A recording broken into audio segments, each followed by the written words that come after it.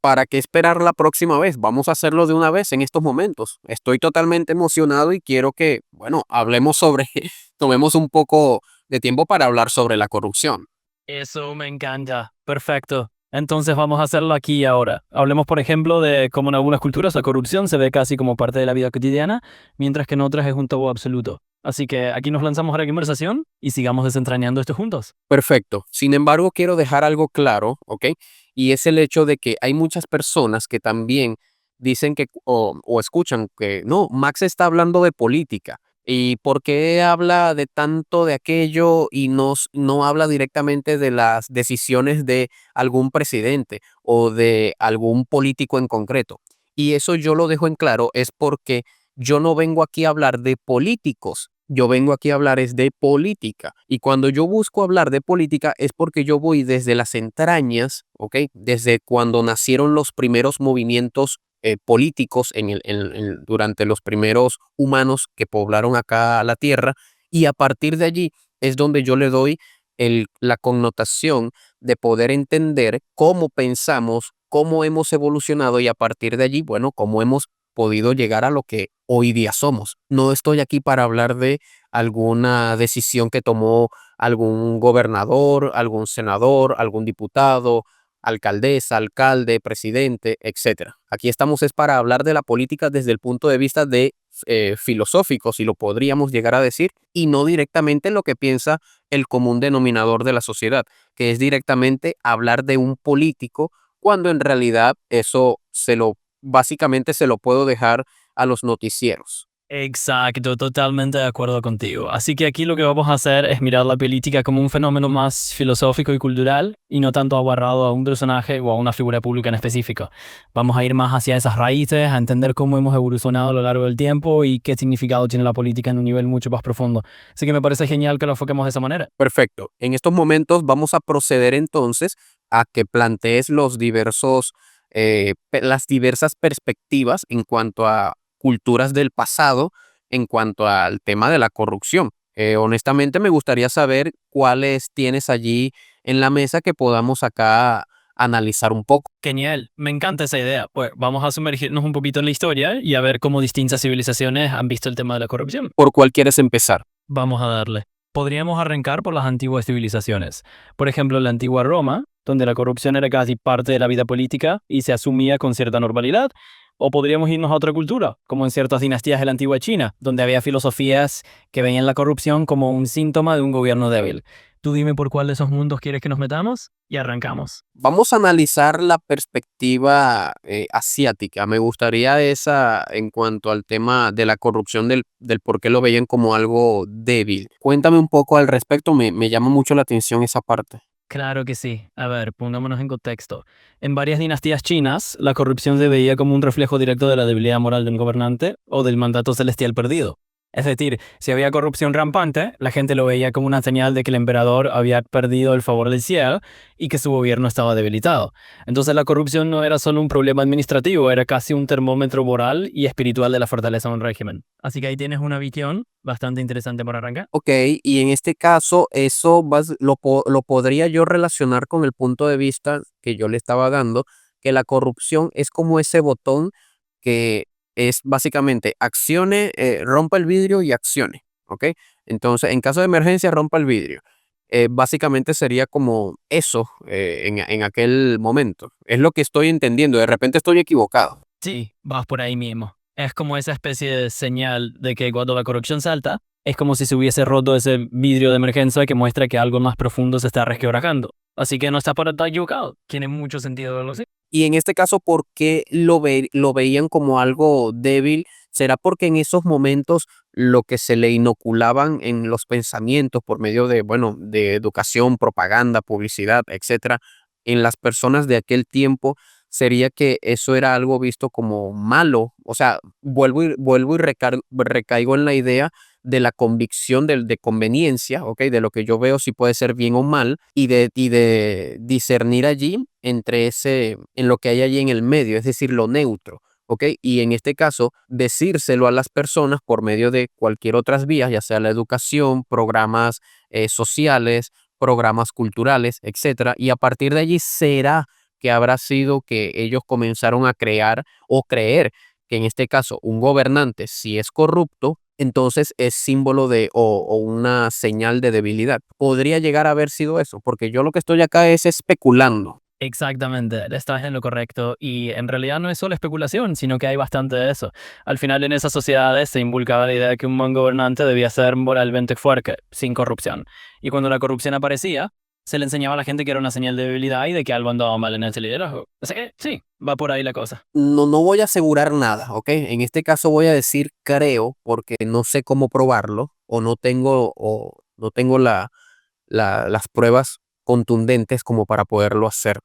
Pero considero que si en este caso eso es así, es porque yo como gobernante tengo tantos poderes o tengo tanto poder a mi alcance que en este caso no me interesa que otra persona u otro grupo de personas se beneficien de ello y a su vez vean a la corrupción como algo malo o cualquier otra acción, ¿ok? Cualquier otra acción la vean como algo malo cuando en realidad es una herramienta totalmente útil. Claro, si yo hago la salvedad de que es algo malo, a la gente no le va a gustar y por ende yo le estaría inoculando ciertos pensamientos, ¿ok?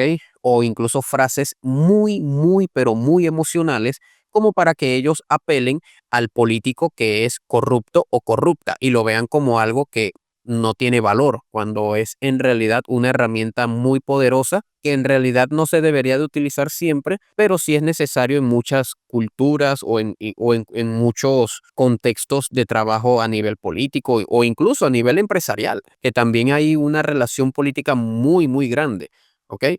Solamente que a nivel empresarial o incluso a nivel de educación, que es cuando se comienzan a formar las personas y se les comienza a dar ese contexto político de manera pero muy dosificada y con programas que vayan acorde a la edad de los niños. Totalmente, lo estás planteando con mucha claridad. Es una herramienta que en algunos contextos se maneja con sumo cuidado y se va moldeando la percepción de las personas desde la educación o la cultura, un poco para que ni siquiera se cuestionen si esa herramienta es útil o no, sino que directamente la vean como algo negativo.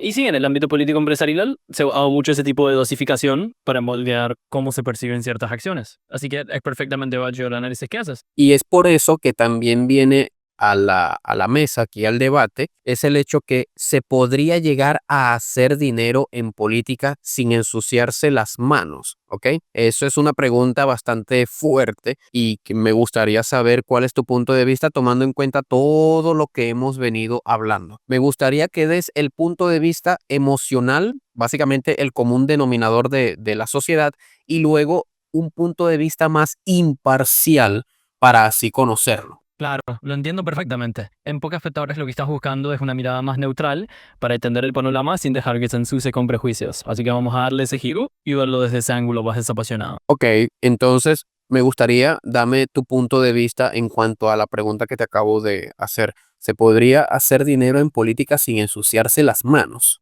Te doy mi punto de vista encantado. Mira, emocionalmente la gente suele pensar que la política siempre viene con un poco de mancha, como que es difícil escaparse de eso. Pero si lo vemos de forma imparcial, realmente sí es posible hacer dinero en política sin ensuciarse las manos, siendo ético y transparente. Así que, aunque mucha gente duda, hay formas de hacerlo bien. Y en este caso, ¿por qué se diría que hay una mancha de las personas en cuanto a la hora de hacer dinero o ensuciándose las manos básicamente con la política, etcétera? ¿Por qué eso sería, en este caso, una señal de algo malo o una señal de algo bueno o una señal de alerta? ¿Qué podrías decirme? Pues ahí está la cuestión interesante, ¿no? En general, mucha gente lo ve como una alerta, porque asumen que si te ensucias las manos en política es que estás incurriendo en lo turbio. Es decir, se toma como una señal de tuyo, porque la percepción popular es que la política a menudo varía a la corrupción. Pero desde otra perspectiva, también podría verse simplemente como una advertencia para mantener la ética y no caer en esas prácticas. Te lo puedo dar desde mi punto de vista, que también tengo formación en la parte económica. Claro, pues desde tu formación económica lo ves con esa óptica un poco más analítica, ¿no? Y tiene todo el sentido. Al final es una mezcla de percepción pública y realidades económicas. Te estaba preguntando que si te puedo llegar a dar mi punto de vista como una persona que también ha estudiado y se ha certificado en varias partes a nivel económico. Por supuesto, adelante. Me encantaría escuchar tu punto de vista desde esa perspectiva económica que tienes, así que comparte conmigo lo que piensas. Te planteo que en este caso no es necesario ensuciarse las manos en la política para hacer dinero. O en este caso hacer dinero en la política sin ensuciarse las manos. Eso es algo que no viene al caso, ¿ok? No es necesario. O incluso no debería, no debería de existir, pero existe. ¿Ok? Existe. Ahora, en el pasado han ocurrido muchas estafas y a nivel económico, bueno, podemos, un caso político muy grande, el caso de Bernie Madoff, pero claro, ya eso lo podríamos estar hablando en en un futuro, en otro episodio. Pero volviendo al tema como tal, si eres una persona para poder gobernar, para tú poder sentar tus bases, ¿ok? Como una persona que quiere ejercer la política, primero tienes que tener formación socioeconómica, para empezar por allí, para que tengas tacto con la sociedad y a su vez con la economía puedas entender el flujo de caja que tú vas a tener en la empresa que tú vas a estar de turno como presidente, como gobernador, como alcalde, como alcaldesa, gobernadora, diputado, etcétera. ¿Ok? Aprender sobre gestión de capital, aprender sobre administración de empresas, ¿ok? Eso es algo que yo estuve estudiando cuando yo me certifiqué en el Instituto Internacional de Economía de allá de España, de Europa en este caso. Yo estuve aprendiendo todo este tipo de situaciones y nos estuvieron explicando que los fenómenos económicos ocurren es por dos sentimientos únicamente o dos emociones, y es el miedo a perderlo todo, ¿ok? Y la codicia a querer más.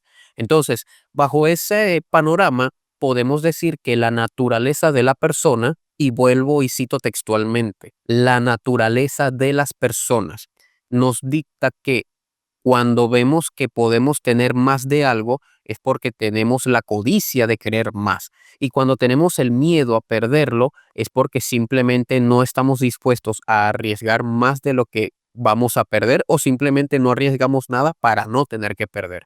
¿Ok? Y es el hecho de el miedo a perder dinero y la codicia a querer más. Entonces es totalmente natural que tú puedas como persona desarrollarte en una economía estable, en una economía donde tú puedas aportar soluciones económicas a nivel de teoría monetaria o política, perdón, en este caso política monetaria, política macroeconómica, microeconómica, y de esa forma poder incentivar a una mejor gestión política dentro del territorio que tú vayas a estar gobernando o estés de turno.